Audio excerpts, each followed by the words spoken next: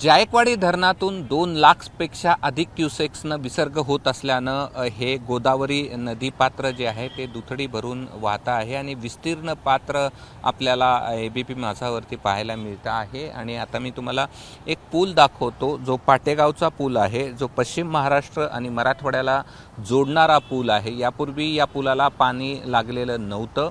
2006 मध्ये देखील पुलाला पाणी लागलं नव्हतं असं जाणकार म्हणतात। मात्र आत्ताची स्थिती अशी आहे की या पुलाला पाणी या ठिकाणी लागलेलं आहे आणि कधीही जर वरून विसर्ग वाढवला तर हा पूल देखील पाण्याखाली जाण्याची शक्यता नाकारता येत नाही।